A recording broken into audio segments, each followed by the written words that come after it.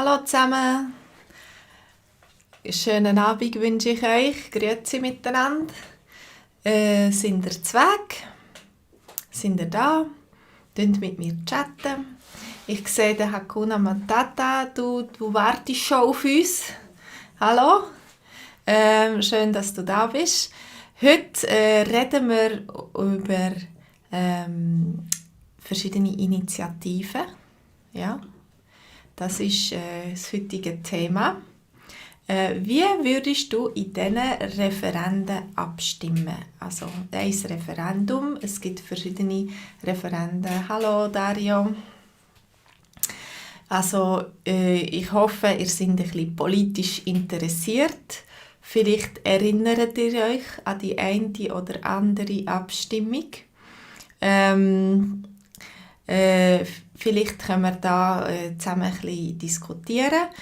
Ich glaube, heute können nur die chatten, die mir einen Kaffee gespendet haben. Also merci vielmals denen, die mir einen Kaffee gespendet haben. Und wenn ihr möchtet mitschreiben, dann könnt doch nach unten auf den Link gehen und dann könnt ihr mir einen Kaffee spenden. Also, apropos Atomenergie. Bist du gegen die Atomenergie oder dafür? In der Schweiz haben wir, glaube ich, 4 Kernkraftwerke. Ja, ein Kernkraftwerk ist jetzt abgestellt worden. Kernkraftwerke ist eigentlich relativ saubere Energie. Das, was man da sieht, ist Wasserdampf. Aber es gibt Atommüll, den man versorgen muss, den man irgendwo lagern muss. Radioaktiven Abfall. Ja? Und jetzt, was denkt ihr zum Thema Atomenergie? Sind ihr dafür oder dagegen? Was sind die Alternativen? Genau, sind die Alternativen gut genug? Windenergie und in der Schweiz gibt es viele Wasserkraftwerke oder Solarenergie. Aber produziert das genug Energie? Ist das so ökologisch, zum Beispiel Solarzellen, ist das so ökologisch, wie sie sagen? Genau, Windenergie oder Solarenergie.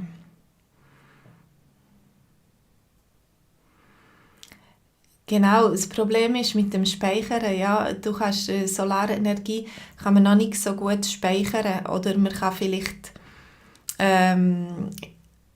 Wasserstoff machen und in Form von Wasserstoff speichern, aber dann geht immer wieder auch Energie verloren, ja, bei dem. Am besten ist es, wenn man es direkt braucht. Ja. Also, was denkt ihr über die Atomenergie?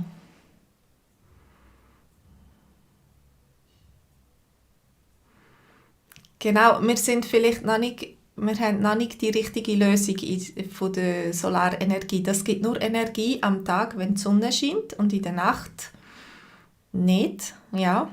Und dann Windenergie auch, ist sehr unterschiedlich. Einmal windet es, dann gibt es viel Energie und dann windet es nicht und dann gibt es weniger Energie. Es ist nicht konstant. Ja? Und die Schweiz importiert auch Strom aus dem Ausland. Ja, es ist nicht einfach, die Frage. Findet ihr Atomenergie unproblematisch oder ist Atomenergie gefährlich oder besser gesagt, der radioaktive Abfall, ist das gefährlich? Hallo Lovely, wir reden heute über verschiedene Referenden. Jetzt gerade über Atomenergie. Ist das gefährlich für dich? Kann man das verantworten, dass man so viel Abfall hat, radioaktiven Abfall für die nächsten Generationen? Kann man das sicher lagern? Ja, das ist eine Frage. In der Schweiz suchen sie ein Endlager für radioaktiven Abfall und sie haben 2 oder 3 Orte wo man könnte tief in der Erde so ein Lager bauen. Möchtest du, dass unter deinem Haus so ein Endlager ist von radioaktivem Abfall? Mein Physiklehrer hat immer gesagt, das ist kein Problem. Das ist kein Problem. Also, wie sieht es in deinem Land aus? Habt ihr, dort wo du herkommst, habt ihr viele Atomkraftwerke?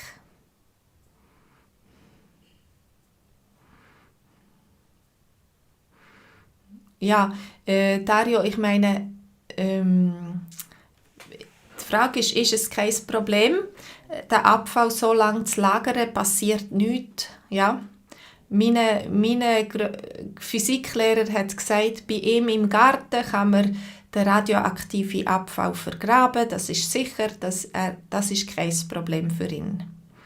Ja. Aber es ist immer vielleicht doch ein kleines Risiko, wenn etwas passiert wie Fukushima oder so. Genau. Eigentlich ist es nicht gefährlich, solange die Atomkraftwerke sicher arbeiten und es kein Erdbeben gibt und so.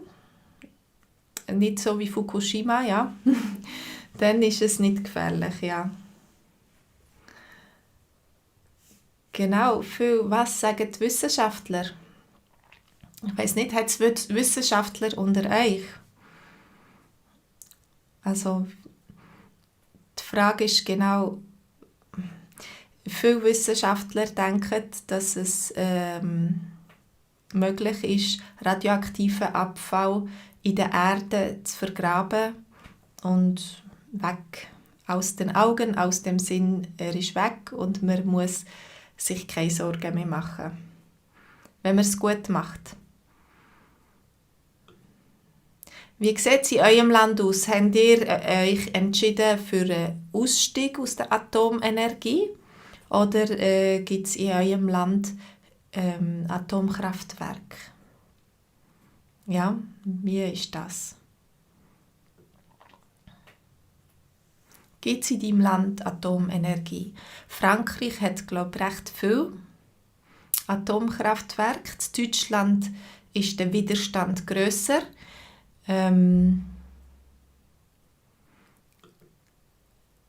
Was hättest du gestimmt?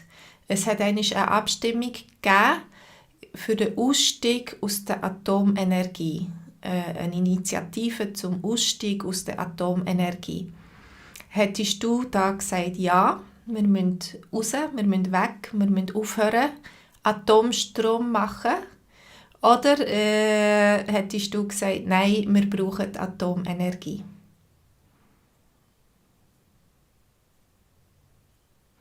Dario, bei euch können die Leute nicht entscheiden. Das wird von der Regierung gemacht. Klares Ja von mir Hakuna Matata. Das ist das Ja zum Aussteigen aus der Atomenergie. Das heisst, in der Schweiz war diese Abstimmung, und zwar am 27. November 2016. Ich weiss nicht, ob ihr euch daran erinnert. Dann ist eigentlich die Abstimmung ganz knapp. Genau, Dario, du wirst auch für den Ausstieg. Ja. Und diese Abstimmung ist relativ knapp abgelehnt worden. Also es hat 54% Nein-Stimmen gehabt. Ich glaube, wir hatten einen Gegenvorschlag vom Bund gehabt, der ist angenommen wurde. Also die Idee jetzt ist die Situation so, dass man die Kernkraftwerke, die man noch hat, bis Lebensende, bis sie alt und kaputt sind, braucht und dann aber keine neue mehr baut. Das gibt uns länger Zeit zum Umsteigen auf erneuerbare Energien. Aber wir haben dagegen gestimmt, dass wir gerade sofort nach ein paar Jahren einfach abschaltet alles. Also es ist ein langsamerer Übergang. Aber die Schweizer sind generell für einen Ausstieg aus der Atomenergie, aber nicht so schnell, sondern langsam und überlegt.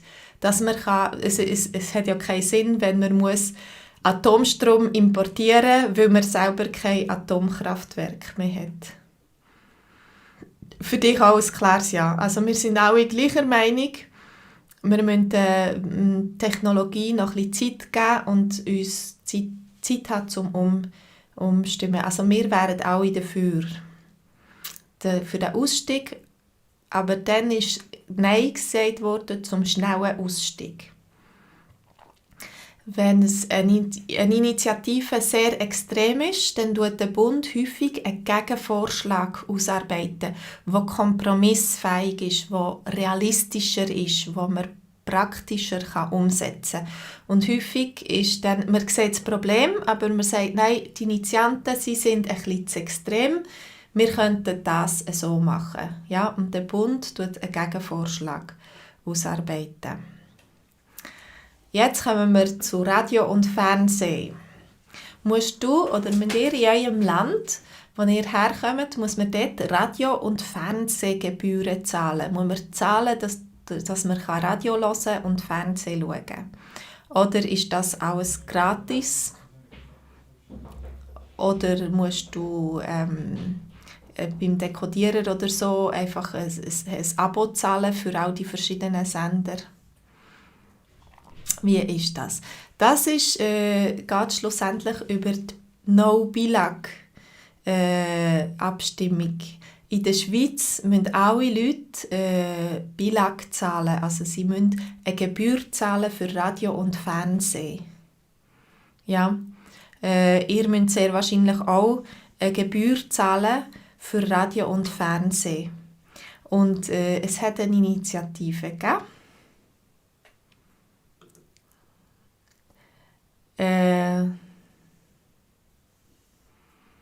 Dario, du sagst, das ist obligatorisch, also du zahlst es, ja, ist für alle obligatorisch. Und du hast kein Fernsehen und kein Radio und du hörst nichts so, weder Fernsehen noch Radio, vielleicht alles online, oder? Irgendein Podcast oder Playlisten, Musikplaylisten oder so.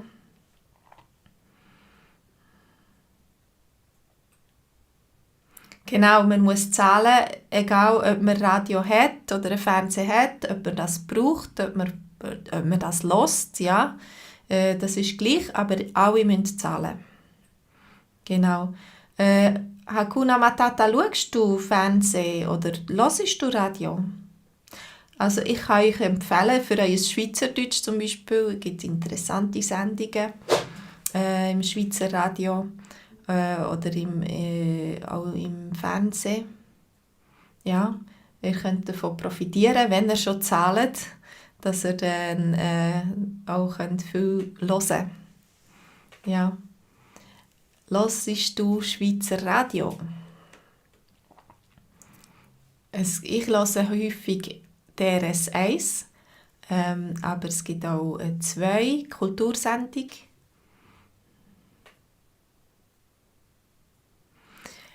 Genau, Dario, du denkst, es ist gut, dass man zahlen muss. Dann ist man unabhängig von so reichen Leuten. Ja? Man kann vielleicht unabhängiger Nachrichten machen. Ja? Man muss nicht schauen, dass man jemanden nicht wütend macht mit diesen News. Hakuna Matata, du schaust Tele Bern schauen. Energy Bern und Radio Bern, alles Berndeutsch. Genau. Also jetzt, wenn du könntest wählen, ob du willst, zahlen für Radio und Fernsehen, ob du es brauchst oder nicht, oder denkst du, man sollte das abschaffen, so wie die Initiative gesagt hat, wärst du für oder gegen die No-Billag-Initiative? Also wenn du für die No-Billag-Initiative bist, dann bist du dafür, dass man keine Gebühren zahlt. Dass man nicht dass jeder Radiosender und jeder Fernsehsender selber seine Sponsoren muss suchen. Dass das nicht so vom Staat eingezogen wird als Steuer. Dario, du bist gegen die No-Billag-Initiative. Ja, so müssen sie zum Beispiel das Radio keine Reklame senden. Das ist schön. Ein Radio ohne Reklame. Die meisten Schweizer tun freiwillig, also 71,6% haben die Nein gestimmt. Die haben die Initiative abgelehnt. Wir Schweizer, ich glaube, der Grund ist,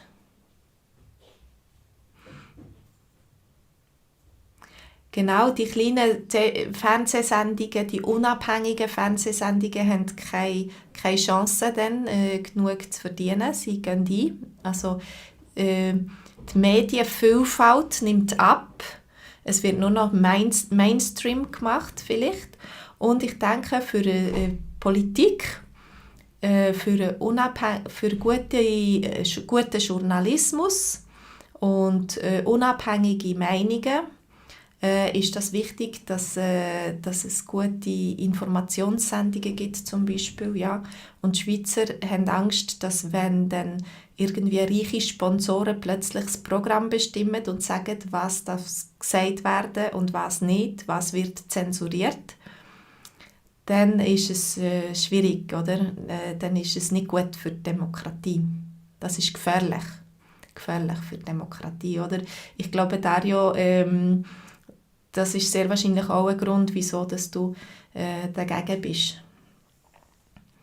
Ja.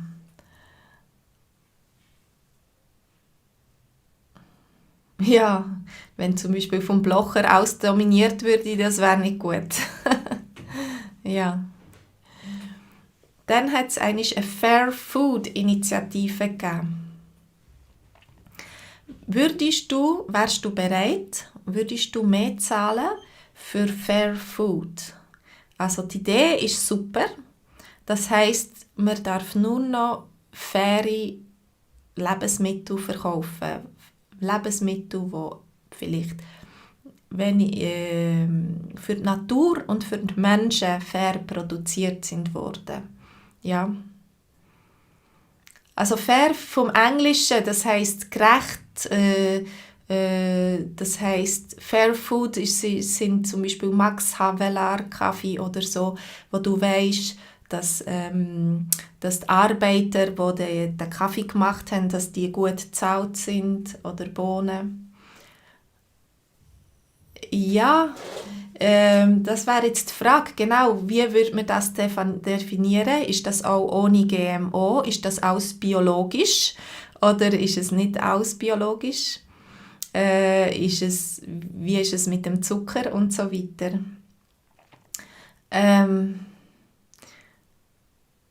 Ja, theoretisch würden wir gerne für Fairfood zahlen.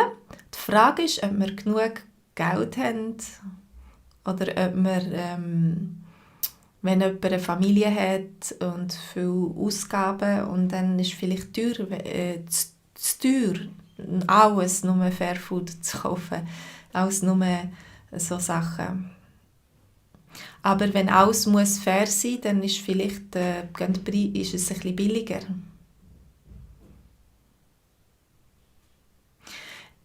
Dario, es heisst, es ist für Sachen, die aus der Schweiz kommen, aber die Initiative wollte, dass man auch alles, was man importiert, prüfen, ob es fair ist produziert wurde oder nicht. Genau, Fair Trade Food, genau. Auch fair gegenüber der Umwelt. Oder kaufst du lieber günstig ein, wenn es billiger ist? Das wäre sehr schwierig zu prüfen, genau. Es wäre sehr teuer, das Essen wäre teurer und ich denke, der administrative Aufwand, um das zu prüfen und das durchzusetzen, die Initiative, das wäre sehr schwierig. Genau, das ist wichtig, dass man zum Beispiel kein Produkt kauft und unterstützt, wo zum Beispiel mit Kinderarbeit ist gemacht wurde. Also das müsste dann Labels geben und Leute, Organisationen, die das alles kontrollieren. Heute gibt es schon ein paar Labels, die man so unterstützen kann, wie Max Havelaar oder andere. Also, am 23. September 2018 war die Abstimmung. Und obwohl eigentlich die Mehrheit der Schweizer gesagt haben, das ist eine gute Sache, wir sind theoretisch für Fair Food, haben 61,3% Nein gestimmt. Eben aus dem Grund, weil das sehr schwierig ist zu kontrollieren, Dario. Und aus dem Grund, weil das eventuell eben sehr teuer wird nachher. Und es ist schwierig umzusetzen, schwierig das in der Realität zu machen. Ja? Die Idee ist gut, aber es ist schwierig, das in die Realität umzusetzen. Ja, vor allem mit den Produkten, die man importiert. Gut, das war die Abstimmung, die dritte. Dann geht es ums Bauen. Eine Initiative war die Zersiedelungsinitiative. Hast du das Gefühl, sie bauen zu viel in der Schweiz? Hast du das Gefühl, überall wird gebaut, bald gibt es keine grüne Fläche mehr, kein Land, kein freies Land? Ja, wie empfindest du das? Du bist vielleicht schon ein paar Jahre in der Schweiz und siehst, wie sie sich verändert. Hast du das Gefühl, sie bauen zu viel in der Schweiz? Genau, Hakuna Matata, du sagst nicht zu viel, nicht zu viel, aber viel. Es wird viel gebaut.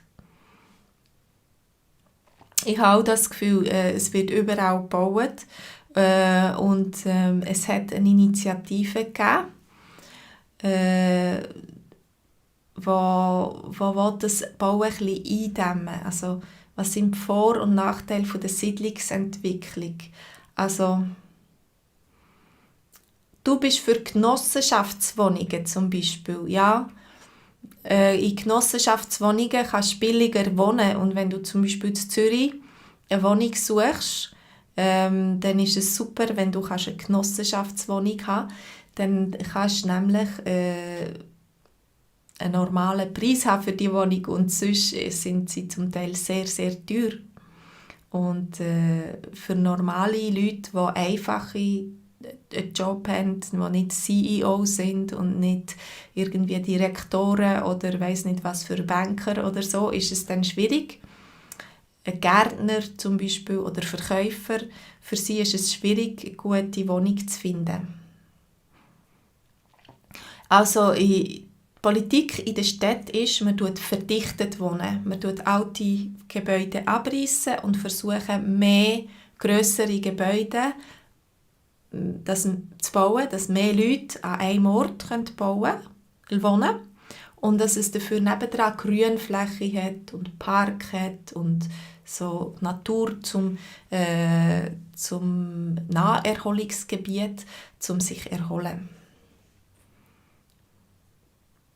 Genau, das ist lovely. Das ist schade, wenn das Grüne immer mehr verschwindet, wenn die Natur immer mehr verschwindet. Also man versucht, die Städte grüner zu machen. Das ist auch gut, wenn es im Sommer so heiß ist. Es ist weniger schlimm, wenn die Stadt grün ist, wenn es viele Bäume hat und so. Und man versucht, dichter zu bauen, dass es Platz hat für andere eben grüne Oasen. Das wäre eine Zersiedelungsinitiative gewesen. Ich weiss nicht mehr genau, aber ich glaube, die ist angenommen worden. Also, dass man muss eben verdichtet bauen.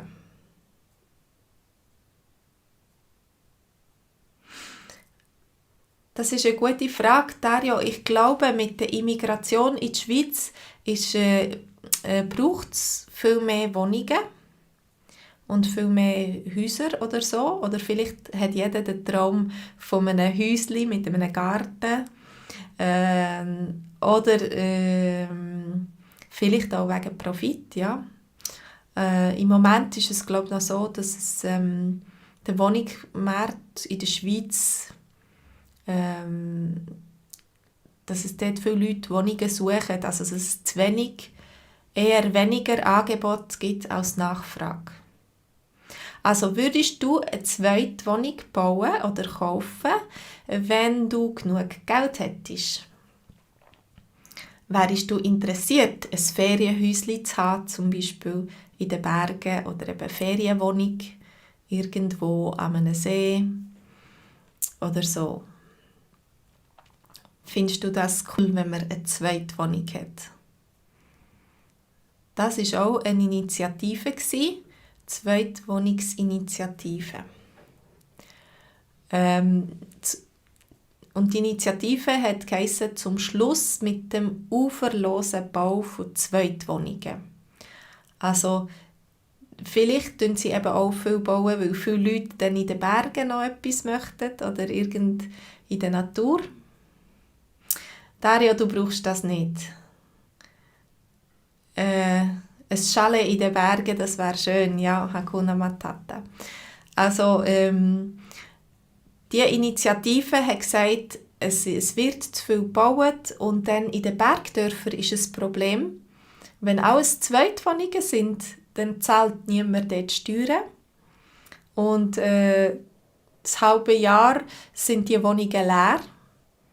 Und die Leute möchten, dass das Bergdorf lebt, dass die Leute bei ihnen leben, ja. Nicht, dass es nur an Weekends viele Leute hat oder im Sommer. Oder im Winter während der Saison. Also am 11. März 2012, vor 8 Jahren, war die Abstimmung und das Resultat, was denkt ihr? Sind die Schweizer dafür oder dagegen? Was hat das Volk entschieden? Ja? Sie ist ganz knapp angenommen worden, die Initiative, mit 50,6% Ja-Stimmen ist sie angenommen worden. Also 0,2% Unterschied ist das. Also jetzt ist es eben so, dass man nicht mehr eine zweite Wohnung noch kaufen oder haben, oder es ist auf jeden Fall schwieriger oder so. Und das hat, glaube ich, schon ein bisschen geholfen in den Bergen. Gut, Dario, du hast richtig geschätzt. Kommen wir zu der nächsten Initiative. Wie viele Ferien brauchst du? Wie viele Ferien brauchst du? Da geht es um Väter und Ferien. Also generell ist es so, dass man 4 Wochen Ferien hat pro Jahr, 20 Arbeitstage, 4 Wochen. Wie ist es bei euch? Habt ihr mehr Ferien? Dario, du bist ein ganz guter Schweizer. Ja. Wie viele Ferien gibt es in deinem Land? Hat mir dort auch normalerweise einfach 4 Wochen Ferien zu gut? Oder in deinem Land ist 25 Tage pro Jahr. Wow, das sind 5 Wochen. Oder du hast 25 Tage pro Jahr. 4 bis 5 Wochen haben ihr auch Ferien. Und in Amerika zum Beispiel gibt es viel weniger Ferien. Also so, ich weiss jetzt nicht mehr genau wie viel, aber sie müssen sparsamer umgehen mit ihrer Freizeit. Für dich langen 4 Wochen, Lovely. In Amerika sind es nur 2 Wochen, eben, gell? Doch halb so viel, nur halb so viel. Wow, Iana, in Russland gibt es 28 Tage pro Jahr. Schön. Das sind fast 6 Wochen, oder? Wenn man noch irgendein langes Wochenende anhängt oder so. Das ist schön. Und letzte haben wir darüber abgestimmt, über einen Vaterschaftsurlaub, also über irgendein neues Erwerbsersatzgesetz. Oh, nur in Amerika gibt es gar keinen Mutterschaftsurlaub. Oh je. Wie machen die das? Die sind einfach unbezahlt, dann weg, sehr wahrscheinlich ein Zeitchen. In der Schweiz gibt es 3 Monate Mutterschaftsurlaub. Das finde ich eher kurz. Und jetzt ist darüber abgestimmt worden, ob die Väter das Recht haben für einen Vaterschaftsurlaub. Also wenn ein Kind geboren wird, dass sie können, auch eine Woche oder 2 Wochen Ferien nehmen, um der Frau helfen, die Frau unterstützen.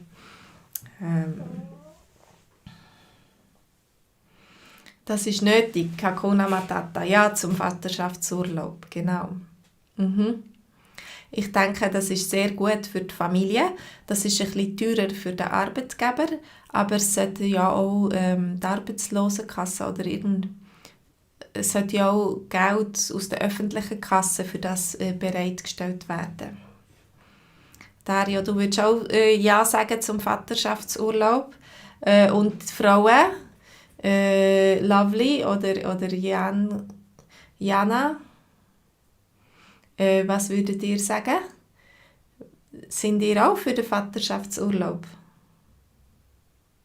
Genau. Der Vater muss ein bisschen Zeit haben für seine Familie und sich um sie kümmern. Sie hat geheissen, die Initiative für einen vernünftigen Vaterschaftsurlaub. Ja, Frauen sind auch dafür. Und, ich habe gar nicht geschrieben. Sie ist angenommen worden. Aber ich weiss nicht mehr, wie viel Prozent. Das ist das im September gewesen, die Abstimmung? Ende September, glaube ich, ja. Und die Väter können sich freuen auf mehr Vaterschaftsurlaub. Okay, das nächste Thema, Rauchen. Ich weiss nicht, sind ihr Raucher oder sind ihr Nichtraucher? Nichtraucher? Genau, am 27. September war die Abstimmung. Stört es dich, wenn jemand raucht? Stört dich das? Es hat ja, in der Schweiz ist es jetzt zum Beispiel verboten, in den Restaurants oder so zu rauchen. Tust du rauchen? Rauchst du? Dario, du bist ein Nichtraucher. Du bist überhaupt gesund, oder? Sportlich und gesundheitsbewusst.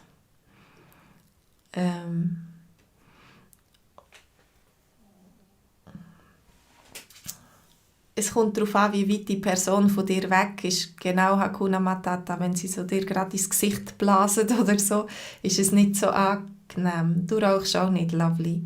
Und es gibt Leute, die rauchen Cannabis oder ein Joint oder so. Das gehört zu den Drogen eigentlich. Es sind weiche Drogen, aber es macht abhängig, ja. Und soll das Cannabisrauchen erlaubt sein oder nicht? Was denkst du? Deine Kollegen rauchen viel, Jana, aber sehr wahrscheinlich nicht im Büro. Hoffentlich.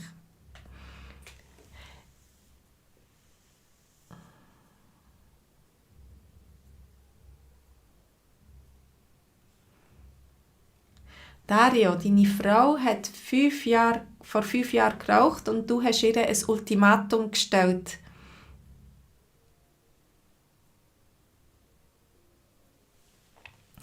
Oder du hast gesagt, sie muss 100 Tage, nur 100 Tage muss sie es aushalten ohne Rauchen. Und wenn man dann das aushalten, so lange später, hat man die Sucht überwunden, hoffentlich. Ich glaube, bei den meisten klappt es. Ich hoffe, es ist ihr gelungen. Ja.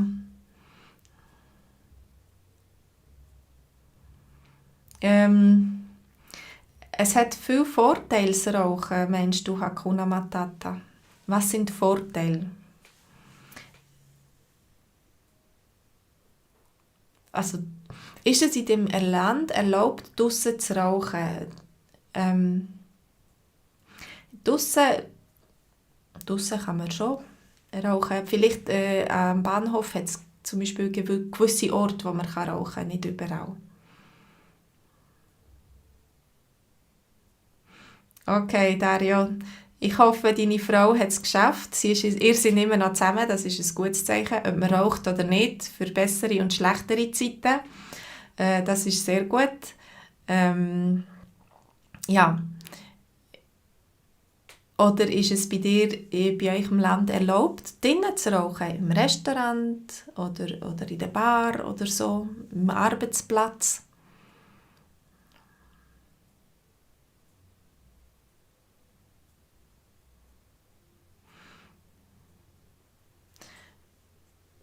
Nein, das ist dein Vorteil. Hakuna Matata, ich komme nicht so gut raus.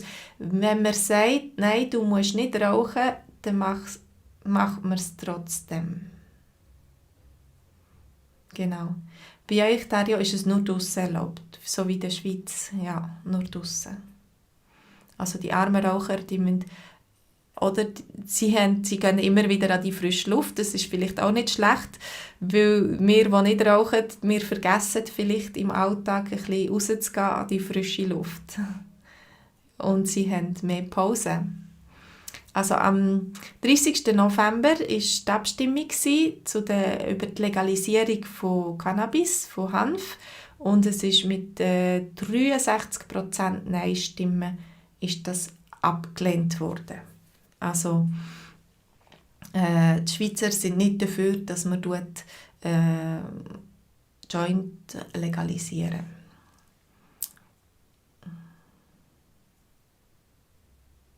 Ich glaube es, ja, wenn ich das richtig verstehe.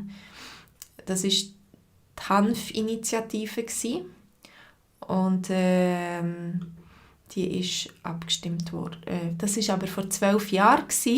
Dario, vielleicht hat sich heute das geändert. Also ich weiss, dass zum Beispiel Universitäten dürfen Studien machen jetzt mit Cannabis und so und sie dürfen das gratis abgeben oder so. Irgendetwas ist, aber vor 12 Jahren, vor 12 Jahren ist das abgelehnt worden. Aber viele rauchen trotzdem. Ich denke, ja, es wird so ein bisschen vielleicht als Kavaliersdelikt behandelt von der Polizei oder so. Und man schmeckt ab und zu, dass irgendwo jemand einen Joint geraucht hat oder so. Also, jetzt kommen wir zu der Masseneinwanderung. Wir sind vielleicht mit der Masseneinwanderung in die Schweiz gekommen. Sollen wir die Masseneinwanderung in der Schweiz beschränken oder nicht?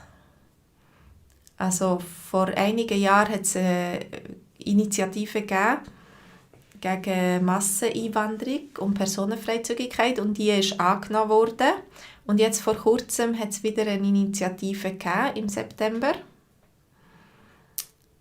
Das ist das ist eigentlich das Personenfreizügigkeitsabkommen, das nur für die EU gilt, also für EU-Bürger. Andere Bürger, die können nicht so einfach in die Schweiz kommen wie ein EU-Bürger.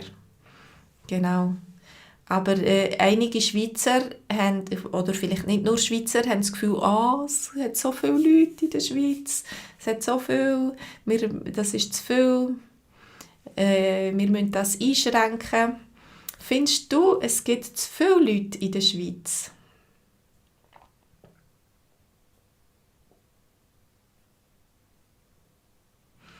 Dario, du bist durch Drittländerkontingent gekommen. Als Softwareingenieur, genau. Die Schweiz braucht Arbeitskräfte, ja. Wenn nur Schweizer könnten in der Schweiz arbeiten und leben, dann hätten wir ein Problem, dann hätten wir zu wenig Leute zum Arbeiten.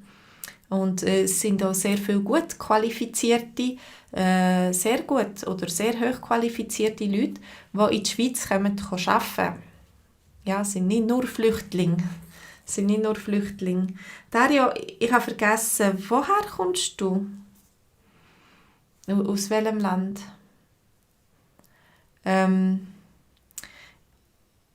Aber ich habe auch schon gehört, aus Kroatien, genau. Aber ich habe auch schon gehört, dass auch Ausländer, die schon in der Schweiz sind, dann plötzlich das Gefühl haben, oh nein, jetzt müssen nicht mehr Ausländer kommen. Also, ähm, Hast du das Gefühl, dass es in der Schweiz zu eng ist? Ist es zu eng? Hat es zu viele Leute? Manchmal auf dem Zug, ja, wenn so Stosszeiten sind, dann kann man sagen, es hat viele Leute unterwegs. Und du musst vielleicht stehen, wenn du pendeln.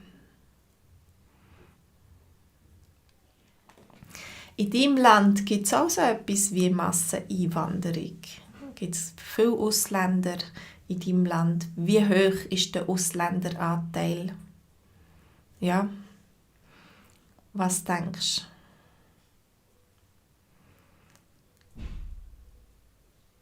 In der Schweiz ist der Ausländeranteil recht hoch, ich glaube 23% oder so. Das hat auch damit zu tun, dass es vielleicht schwieriger ist und länger geht, bis man sich einbürgern kann in der Schweiz. Ja, bei euch hat es gar keine Einwanderung in Kroatien. Ja. Also in Kroatien wandern die Leute eher aus. Also sie kommen auf Westeuropa oder in andere Länder. Ja. Vielleicht ist das Gegenteil der Fall. Also es tun weniger einwandern, aber mehr auswandern. Ja.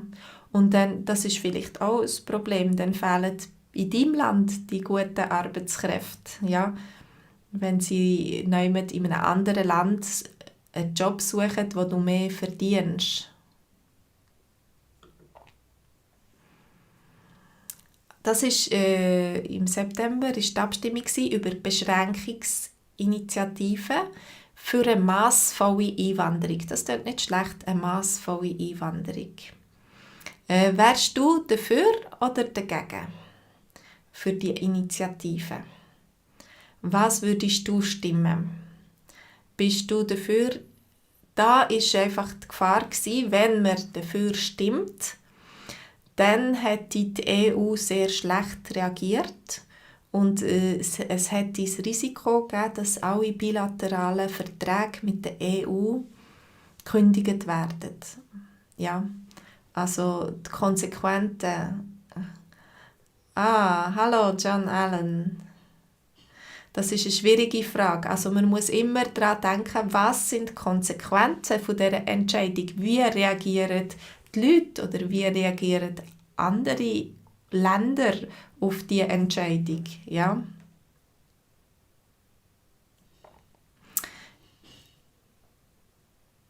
Genau, das wäre ein grosses Risiko gewesen.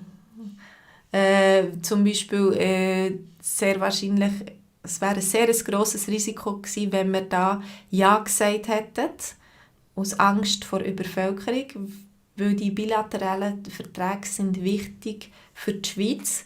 Und darum haben das mal die Schweizer sehr klar gesagt, mit einem guten Vorsprung, ja, 61,7 Stimmen, das heißt zu 38,3 Stimmen Ja-Stimmen, haben sie 61,7% der Schweizer haben Nein gesagt. Sie haben die Initiative abgelehnt und Ausländer willkommen geheissen. Ja. Also, nächste Initiative. Es geht ums Schaffen. Ich bin im Kanton Freiburg aufgewachsen. Also in der Agglomeration der Stadt Freiburg. Ist es dort eng gewesen? Für mich nicht. Für mich ist es okay. Freiburg ist nicht so dicht bevölkert, zum Beispiel wie Zürich oder so. Für mich ist es gut. Und in Freiburg haben wir nicht so, als Deutschschweizer in Freiburg hat man nicht so viel zu tun mit Ausländern. Ja, weil die Ausländer, die auf Freiburg kommen, die integrieren sich mehr integrieren mit den französischsprachigen Leuten, weil es ist mehrheitlich französischsprachig. Also ich habe nicht das Gefühl gehabt, dass wir so viel zu viele Ausländer haben und so. Olivia, du hast das Gefühl 30 Stunden pro Woche. Das reicht, ja. Du möchtest gerne ein Viertel weniger arbeiten, jeden Tag. Also und die anderen, findet ihr, wir sollen weniger lang arbeiten? Was würdet ihr entscheiden, wenn ihr könntet das Gesetz machen? Was ist 100% für euch? Das langt. Wie viele Stunden arbeitet ihr pro Woche? Habt ihr eine normale 40-Stunden-Woche? Vom Morgen um 8 Uhr bis am Nachmittag um 4 Uhr oder 5 Uhr? Oder habt ihr mehr? Macht ihr viel Überstunden? Oder wie sieht das bei euch aus?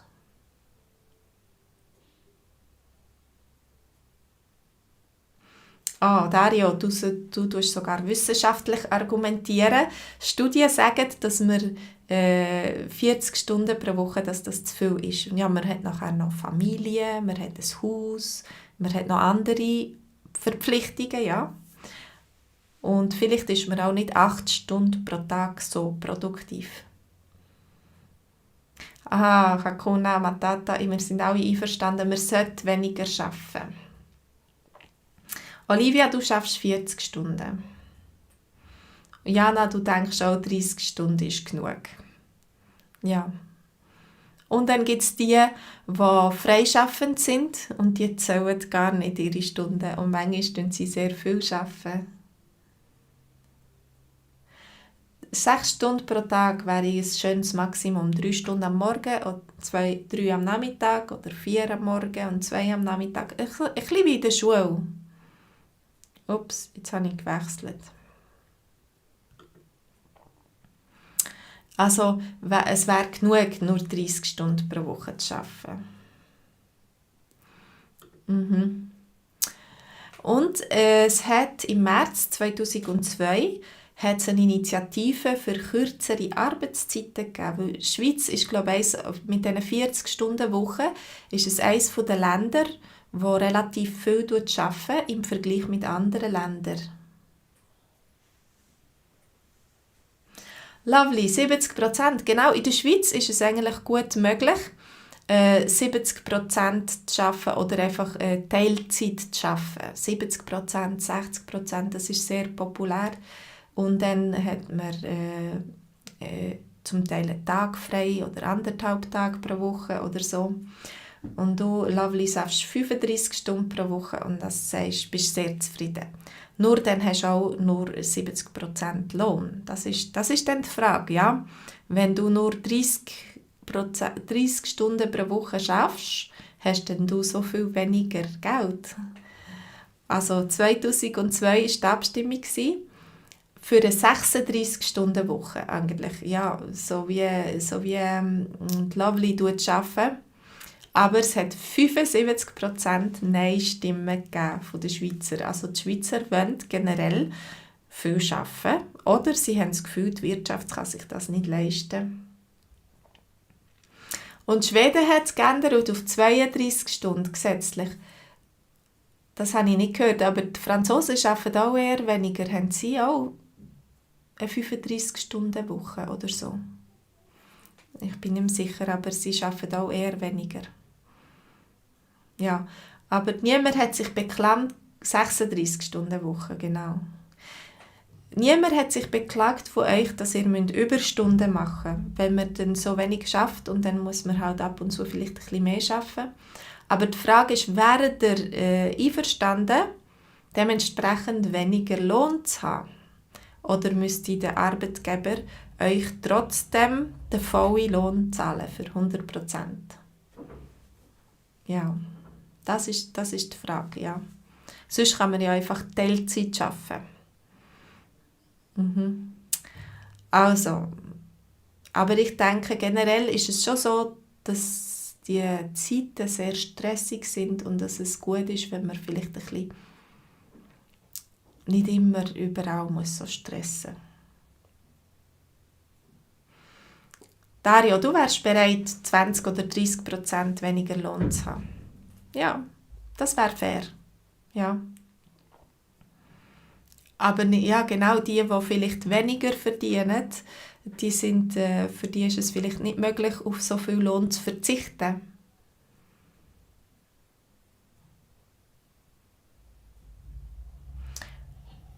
Überstunde. Hakuna Matata, du sagst, Überstunde ist gäng bei uns als Ferien genommen. Gäng, immer, gäng, genau. Überstunde, das heisst, du kannst Überstunde kompensieren mit Ferien. Das ist auch cool. Dann kannst du ein bisschen mehr arbeiten und dann später hast du dafür ein bisschen mehr frei. Du kannst Überstunde kompensieren. So, die letzte Initiative über die Armee. Über die Armee. Ja, ich weiss nicht. Sind ihr in die Armee gegangen? Ist Armeedienst obligatorisch in deinem Land? Also da haben wir ein paar Männer. Für Frauen ist es sehr wahrscheinlich sowieso nicht obligatorisch, aber es gibt Frauen, die gehen ins Militär. Vielleicht sind einige von euch im Militär gewesen. Also in den USA, John, ist der Armeedienst ist nicht obligatorisch. Ihr habt professionelle Armee, keine Milizarmee. Und die interessiert sind daran, die müssen natürlich, können sich bewerben. Und wenn sie gut genug sind, werden sie genommen. Gott sei Dank, ja. Das Kroatien ist auch nicht obligatorisch. In der Schweiz ist eigentlich obligatorisch, aber man kann wählen, also die Männer, die jungen Männer, für Männer, die können wählen. In Russland ist ein Jahr obligatorisch für Männer. Bei uns gibt es 15 Wochen RS, Rekrutenschule, und dann das kann man so quasi machen nach der Matura und vor der Uni. Kann man so in die Armee gehen, aber die das Gefühl haben, sie möchten keine Soldaten sein, die können auch Zivildienst machen. Zivildienst zum Beispiel in Freiwilligenarbeit irgendwo. Ja, in der EU ist es häufig auch nicht obligatorisch. Genau. Also die Armee ist bei den meisten nicht obligatorisch. In der Schweiz ist es obligatorisch. Also die jungen Männer müssen sich entscheiden. Meine Söhne sind auch Schweizer. Ich denke, sie werden sich auch entscheiden mit 20, ob sie in die Armee gehen oder nicht. Als Doppelbürger können sie vielleicht die Wahl auch einfach Nein sagen. Oder ob sie Zivildienst machen wollen. Also, was denkst du, ist es gut, wenn die Armee obligatorisch ist? Soll die Armee obligatorisch sein? Jetzt, wenn wir vielleicht von der Schweiz reden. Es ist ja eher ein kleines Land, die Schweiz. Ja. Ist das eine gute Ausbildung? Ist das gut? Vielleicht tut das den jungen Männern gut. So ein bisschen Drill und Lehre folgen. Ein bisschen Fitness. Sind ihr in die Armee gegangen? War jemand von euch einmal Soldat? Oder vielleicht sogar Korporal oder Offizier oder Leutnant? Sind ihr in die Armee gegangen? Also von meiner Familie sind natürlich die Männer alle in die Armee gegangen. Mein Vater war in der Armee, meine Grossväter sind im Zweiten Weltkrieg an der Grenze gsi. Meine Brüder sind in die RS gegangen. Ja, und eine Zeit lang haben wir daheim 3 Gewehre gehabt. 3 Gewehre.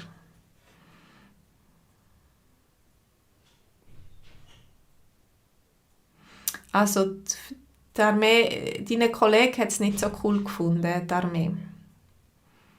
Ja, die Frage ist, braucht es die Armee oder braucht es keine Armee? Was macht die Armee heute? Wir haben ja immer Frieden in der Schweiz.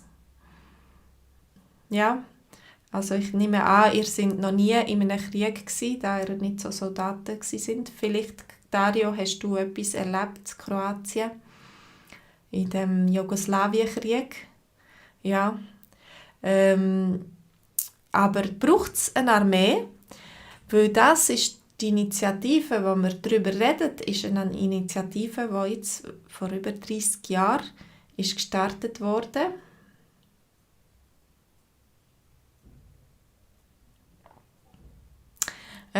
Und Hakuna Matata, du bist ein Pazifist. Die Schweizer Armee sollte abgeschafft werden, meinst du? Was denken die anderen? Braucht es eine Armee oder braucht es nicht? Natürlich, vor 30 Jahren hat die Situation, 1989 hat die Situation anders ausgesehen. Und dann ist der eiserne Vorhang gefallen und alle haben das Gefühl gehabt, jetzt wird es Paradies auf Erden. Jetzt wird es überall Frieden geben. Oder wir Jungen auf jeden Fall. Und dann ist die Armee-Abschaffungsinitiative gekommen. Und sie wollten die Armee abschaffen. Das ist viel Geld, das man dann hätte, um andere Sachen zu machen.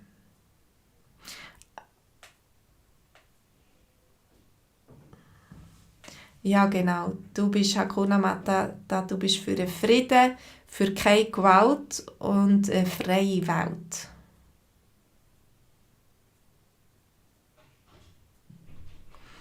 Also Dario, du bist 2 gsi, wo der Krieg war. Und sehr wahrscheinlich hat es dich nicht so betroffen, wie ich das herauslese, weil du in Nordkroatien warst. Ja. Also, die Frage ist, soll die Schweiz die Armee abschaffen oder nicht? Was würde dir stimmen? Also, Dario, du bist dagegen, du würdest die Armee nicht abschaffen. Hakuna Matata, du würdest die Armee abschaffen. Was sagen die anderen? Was sagen ihr dazu? Also, vor 30 Jahren hat es doch 64,4% Nein-Stimmen gegeben. Aber die Politik und die Armee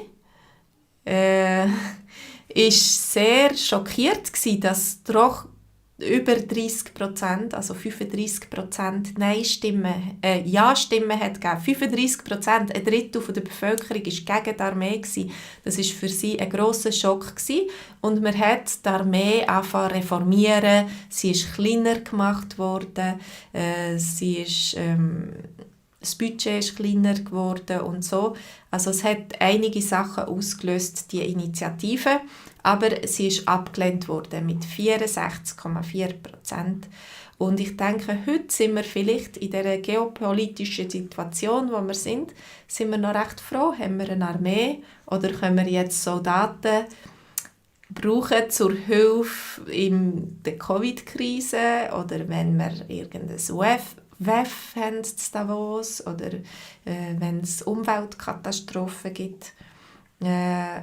Aber es stimmt schon, vielleicht in der Armee ist es nicht immer lustig, viel tut man nur warten. Und, Zeitverschwendung, hat jemand gesagt, ist es. Aber wenn gar keine Armee.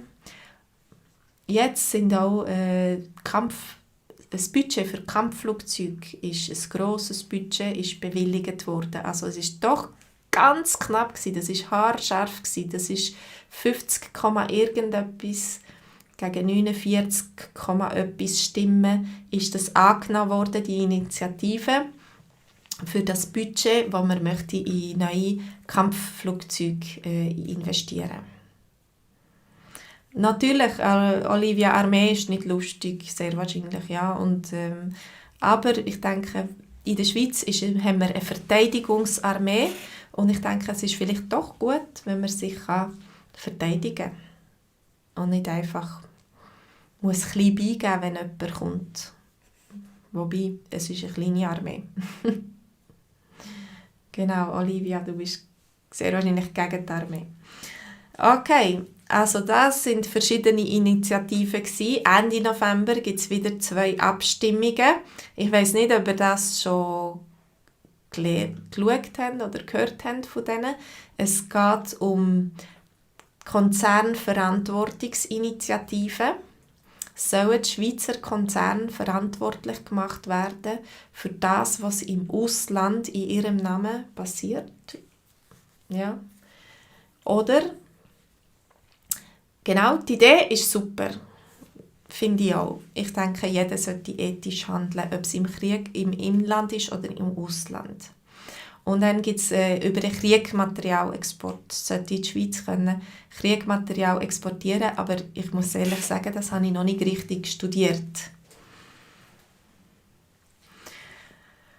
Das ist vielleicht etwas Ähnliches wie Fair Food. Genau, also es geht darum, dass Firmen verantwortungsvoll handeln, dass niemand keine Sklaverei gibt, dass es niemand ausgebeutet wird, dass Umweltschutz eingehalten wird im Inland, bei der Produktion natürlich. Das ist, glaube ich, schon alles unter Kontrolle, mehr oder weniger. Aber im Ausland, ja, bei den Tochterfirmen und bei den Zulieferern eventuell auch. Ja. Und dann können die Firmen in der Schweiz verantwortlich gemacht werden und müssen haften, müssen zahlen. Ja. Also, danke vielmals fürs Mitmachen, fürs Mitdiskutieren und Schreiben, für eure Meinung, was ihr würdet machen. Heute haben wir viel hypothetisch geredet, also wir haben über den Konjunktiv gebraucht. Ich hoffe, jetzt habt ihr kein Problem mehr mit dem Konjunktiv. Denkt daran, dass ihr euch einschreiben könnt beim Newsletter auf meiner Homepage. Dann kommen ihr immer wieder Informationen über. Und am Montag am 8. haben wir einen Kurs für Anfänger oder so ein bisschen einen einfacheren Kurs für die mitmachen möchten. Die können unten schauen, in der Beschreibung klicken. Merci vielmals all denen, die mich unterstützen, die mir einen Kaffee gekauft haben. Ich freue mich, dass ihr da seid und das ist auch ein Zeichen, dass ihr das schätzt, was ich mache. Dann könnt ihr immer noch euch einschreiben für euren YouTube-Kanal und ihr könnt auch in der Beschreibung unten könnt ihr die wollen, heute einen Kaffee spenden, so wie zum Beispiel der John, merci. Ihr könnt da in der Beschreibung unten auf den Link drücken. Und das war es von mir. Wir wollen in Zukunft so Online-Treffen machen, wo wir mehr reden können, wo wir auch in Gruppen reden können, wo es Übungen gibt. Weil jetzt schreiben ihr viel.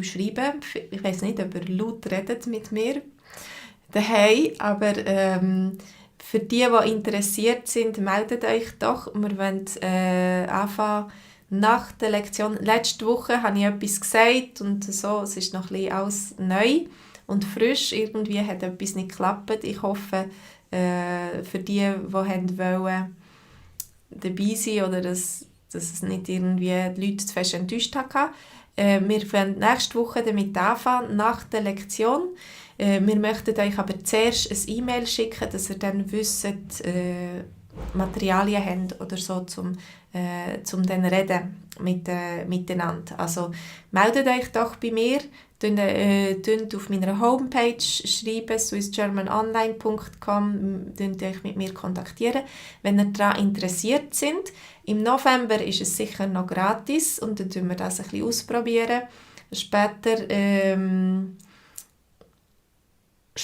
wäre das etwas, ein Kurs so zum Zahlen, aber mit der Kamera, Dario, dann gibt es die Möglichkeit, die Kamera einzuschalten, aber du musst nicht. Aber Mikrofon, das ist wichtig. Also das Mikrofon brauchst du unbedingt, wenn du dort mitmachen willst. Wenn du deine Kamera nicht einschalten willst, dann ist das okay. Glaube ich, musst nicht unbedingt einschalten. Ich finde es eigentlich noch schön zu sehen, mit wem das man redet. Aber ja, wir versuchen so eine Gruppe zusammen zu bringen und dann gibt es so ein bisschen Einführung, meistens über das Thema, wo der Livestream war, dass man nachher noch darüber reden kann. Und es gibt Aufgaben und Fragen, die wir euch schicken vorher, dass ihr das zusammen reden könnt. Also, dass ihr nicht einfach so da sind und nicht wisst, was sagen, sondern dass ihr irgendein Thema habt, wo ihr darüber diskutieren, auch in kleineren Gruppen. Ja, das ist die Idee. Also ich hoffe, ich habe euch ein bisschen lustig gemacht. Kontaktiert uns, wenn ihr interessiert sind, auch die jetzt keinen Kaffee gezahlt haben und nicht mitchatten können. Ihr könnt auf meine Homepage und schreiben, mir ein E-Mail schreiben, mich kontaktieren. Merci vielmals fürs Mitmachen. Macht's gut. Tschüss zusammen.